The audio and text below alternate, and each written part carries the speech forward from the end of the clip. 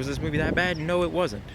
I fairly enjoyed it. And I'm gonna leave this review without any. I'm not gonna have any spoilers in here. I'm gonna keep this as spoiler free as possible and do another video where I talk more in depth about what I saw. But for right now, this is a movie.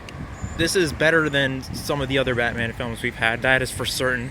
I don't, for a movie like this to have lower ratings on Rotten Tomatoes than Batman Forever, that is just sad. I mean, I don't know what people were expecting out of this movie. They had really high expectations, but I think the trailers kind of showed it all, what we were going to be having here, so there were no surprises.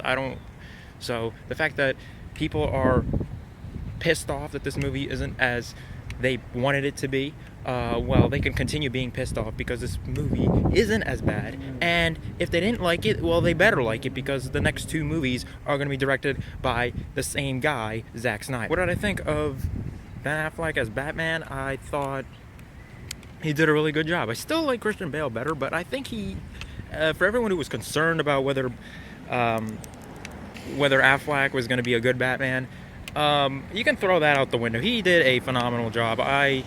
It's everything that you could possibly want out of a performance from Affleck. We shouldn't be questioning this.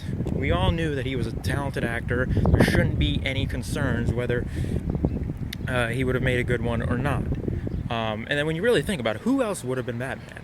I think that he would be the next logical, best choice. You want a guy who's had his experience in the movie business, and he's the guy to go for, and he kind of looks like Batman. I mean, who else do you think would be the next Batman? I mean, Brad Pitt? Certainly not. I think he did a good job. In terms of Superman, well, we already saw Superman in Man of Steel, and we pretty much got the same one. A little bit more emotional and psychologically messed up Superman in this movie, but nonetheless, still a very good performance by Henry Cavill. I think he did a good job here. He did a good job in Man of Steel.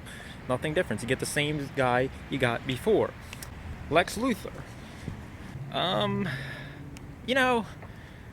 He was okay. I didn't really mind. I thought I think he was a little bit too crazy there. He went from being perfectly sane to pretty insane really quick. But otherwise it was okay. It was not like a terrible performance by Jesse Eisenberg, but it wasn't a great performance either. It was okay. I mean, I don't mind. I mean, we're probably going to see more of Lex Luthor in Justice League and Justice Part 1 and 2. But it was okay. There's nothing that kind of blew me away. I didn't really like the character, but it wasn't as terrible as people were saying. In terms of Wonder Woman, like many of you have already heard, we really don't get a whole lot of her. For the moments that we do get her, I think that's great. I can't wait for the standalone Wonder Woman film.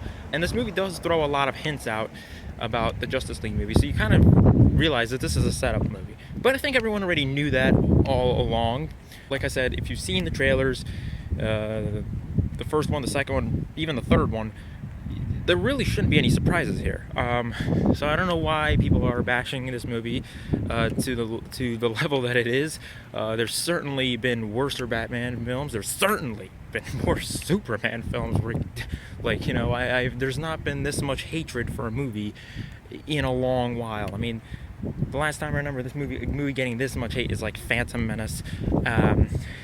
And again, another movie that isn't as bad as everyone's saying. I mean, does it have problems? Does it have flaws? Of course. No movie's perfect, but to the level that it's getting bastardized, that movie's not that bad either. Of course, we got some bad acting, some characters that are pretty annoying, but really still an enjoyable movie. It's a guilty pleasure, maybe for me, maybe for a lot of other people.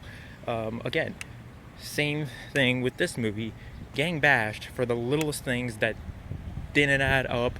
I don't know, were people assuming that this was going to be a Batman versus Superman film and we were going to actually have a distinct winner between one of the two? It clearly wasn't going to happen. This is the same people who don't want to make a rated R superhero movie. According to them, they're never going to make a rated R Superman or Batman film. So if they're afraid to make it a rated R film, what makes you think that they're actually going to give you a winner between the two? Not going to happen.